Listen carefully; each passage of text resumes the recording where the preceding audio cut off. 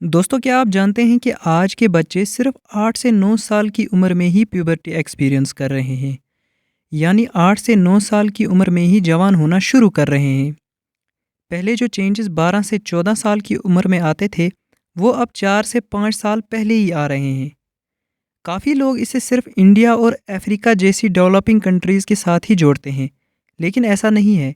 Developed countries जैसे कि US और यूके में भी प्यूबर्टी की एज कम हो गई है।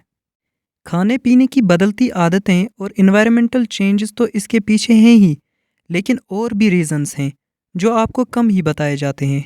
इस वीडियो में हम समझेंगे कि अर्ली प्यूबर्टी क्या है, इसका क्या इम्पैक्ट पड़ता है और इससे बचने के लिए क्या करना चाहिए।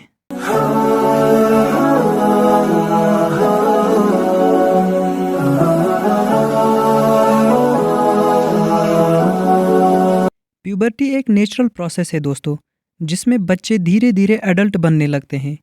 इस दौरान हार्मोन्स एक्टिवेट होते हैं जो बॉडीली और इमोशनल चेंज लाते हैं। लड़कों की आवाज़ भारी होती है, फेशियल हेयर आते हैं और लड़कियों में पीरियड शुरू होते हैं।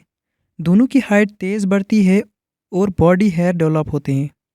नेचर ने प्यूबर्टी का टाइम 11 से 14 साल की उम्र का रखा है, लेकिन अब ये 8 से 9 साल की छोटी उम्र में ही होने लग रहे हैं और इसे अर्ली प्यूबर्टी कहते हैं। अब सवाल ये है कि ऐसा हो क्यों रहा है। आज के ज़माने में बचपन बहुत जल्दी ख़त्म हो रहा है दोस्तों, और इसकी सबसे बड़ी वजह है स्मार्टफोन्स और इंटरनेट। पहले के ज़माने में बच्चे इन चीज़ों से काफ़ी अनजान थे, लेकिन आज हर बच्चा मोबाइल यूज़ करता है। इंस्टाग्राम रील्स, यूट्यूब शॉर्ट्स और दूसरे प्लेटफॉर्म्स पर सॉफ्ट पोर्न जैसा कंटेंट खुलेआम दिखाया जा रहा है, जो कंट्रोल नहीं किया जा सकता। बच्चे ये सब देखकर जल्दी मैच्योर हो रहे हैं।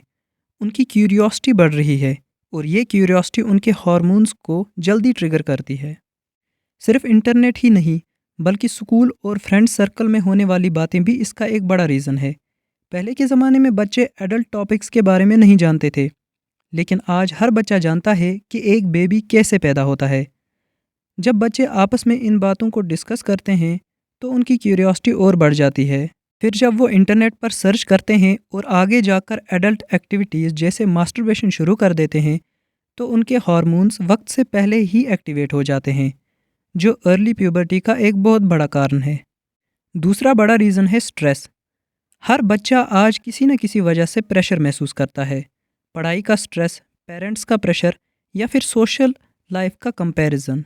ये स्ट्रेस बॉडी के हार्मोन्स को डिस्टर्ब करता है और प्यूबर्टी को फास्ट फॉरवर्ड कर देता है। स्ट्रेस वाला फैक्टर मैं खुद भी एक्सपीरियंस कर चुका हूँ। इसके बाद आता है डाइट का काज। आज हम जो भी खाते हैं वो प्योर नेचुरल नहीं है। मार्केट का दूध, जंक फूड और सबसे बड़ा कल्प्रेट हार्मोन इंजेक्टेड पोल्ट्री। मुर्गियों को तेज़ी से बड़ा करने के लिए हार्मोन्स दिए जाते हैं, जो उनकी ग्रोथ फास्ट कर देती है। जब हम ये चिकन खाते हैं तो वही हार्मोन्स हमारी बॉडी में भी जाते हैं और प्यूबर्टी जल्दी आने लगती है। इसके अलावा ओबिसिटी और लाइफस्टाइल भी एक वजह है दोस्तों। आज के बच्चे फिज़िकल एक्टिविटीज़ कम करते हैं, फास्ट फूड ज़्यादा खाते हैं, जो उनके बॉडी वेट और हार्मोन्स दोनों को इफ़ेक्ट करता है। इन्वायरमेंट भी ख़राब हो चुका है। प्लास्टिक, केमिकल्स, पोल्यूशन और पेस्टिसाइड्स ये सब हार्मोन्स को डिस्टर्ब करते हैं। अर्ली प्यूबर्टी हाइट और सेक्सुअल हेल्थ को भी सीरियसली इफ़ेक्ट करती है। जब प्यूबर्टी जल्दी आती है तो हाइट पहले तेज़ बढ़ती है, लेकिन क्योंकि हार्मोन्स जल्दी एक्टिवेट हो जाते हैं, बोन्स भी जल्दी मैच्योर हो जाती हैं और ग्रोथ प्लेट्स टाइम से पहले बंद हो जाते हैं। इसका रिजल्ट हाइट ग्रोथ रुक जाती है और ऐसे बच्चे एडल्टहुड में अपनी पोटेंशियल हाइट से छोटे रह जाते हैं। सिर्फ हाइट ही नहीं, अर्ली प्यूबर्टी सेक्सुअल हेल्थ को भी इफ़ेक्ट करती है। गर्ल्स के पीरियड्स जल्दी शुरू हो जाते हैं, लेकिन उनका साइकिल इरेगुलर हो सकता है, जो फ्यूचर में फर्टिलिटी प्रॉब्लम्स क्रिएट कर सकता है। बॉयज़ में भी हार्मोनल इम्बैलेंस हो सकता है, जो आगे जाकर सेक्सुअल हेल्थ और मेंटल हेल्थ दोनों पे इम्पैक्ट डाल सकता है। इसके अलावा इमोशनल और मेंटल इफ़ेक्ट्स भी होते हैं। जब एक बच्चा जल्दी मैच्योर होने लगता है, तो उसका माइंड उस पेस पे एडजस्ट नहीं कर पाता। इससे एंजाइटी, सेल्फ इस्टीम इश्यूज़ और इमोशनल स्ट्रगल्स बढ़ने लगते हैं। बच्चों को स्कूल या सोशल लाइफ में ऑकवर्ड फील होने लगता है, जो उनके कॉन्फिडेंस पे असर डालता है। अब सवाल ये उठता है कि हम इसे कंट्रोल कैसे कर सकते हैं। सबसे बड़ा रीज़न जो आज के बच्चों में अर्ली प्यूबर्टी को ट्रिगर कर रहा है, वो है स्मार्टफ़ोन और इंटरनेट पर अश्लील कंटेंट का ईज़ी एक्सेस। बच्चों को बिना किसी रिस्ट्रिक्शन के इंटरनेट यूज़ करने देना एक रिस्क है। पेरेंट्स को चाहिए कि वो पेरेंटल कंट्रोल टूल्स का इस्तेमाल करें और एक हेल्दी स्क्रीन टाइम का कल्चर डेवलप करें। सोशल मीडिया प्लेटफॉर्म्स जैसे इंस्टाग्राम और यूट्यूब पर जो सॉफ्ट पोर्न और इनअप्रोप्रिएट कंटेंट है, उसको फ़िल्टर करना बहुत ज़रूरी है। आज के ज़माने में एक नया ट्रेंड भी बना दिया गया है कि सेक्स एजुकेशन हर बच्चे के लिए ज़रूरी है। लेकिन सोचने वाली बात यह है कि जो बच्चे इन चीज़ों से अनजान होते हैं, उनके दिमाग में ये सब डालने की ज़रूरत ही क्या है?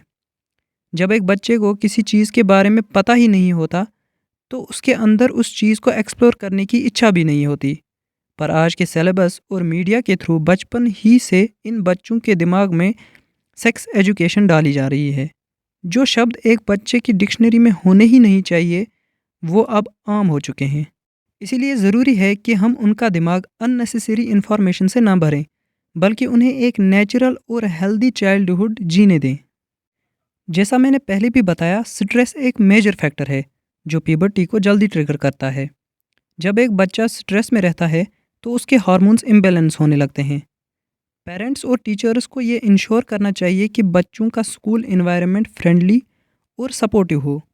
उन पे अननेसेसरी एकेडमिक या सोशल प्रेशर ना हो। दोस्तों, जंक फूड सिर्फ ओबिसिटी नहीं बढ़ाता, बल्कि इसमें मिलने वाले आर्टिफिशियल स्पाइसेस जैसे लीड और दूसरे हार्मफुल केमिकल्स हेल्थ के लिए खतरनाक होते हैं। इसके अलावा पोल्ट्री इंडस्ट्री में हार्मोन इंजेक्टेड चिकन काफ़ी बड़ा इशू है। इसीलिए हमें बाज़ार के पोल्ट्री के बजाय देसी मुर्गी और बकरे का मांस खाना चाहिए। ये सिर्फ हेल्थ के लिए ही नहीं, बल्कि लोकल फार्मर्स और इकोनॉमी के लिए भी फ़ायदेमंद होगा। आज के बच्चे ज़्यादा टाइम मोबाइल और टीवी पर बिताते हैं, जिससे उनकी बॉडी कम एक्टिव रहती है। हमें उन्हें खेल कूद और फिज़िकल एक्टिविटीज़ में इन्वॉल्व कराना चाहिए, ताकि उनका हार्मोनल बैलेंस सही रहे और उनका डेवलपमेंट नेचुरली हो।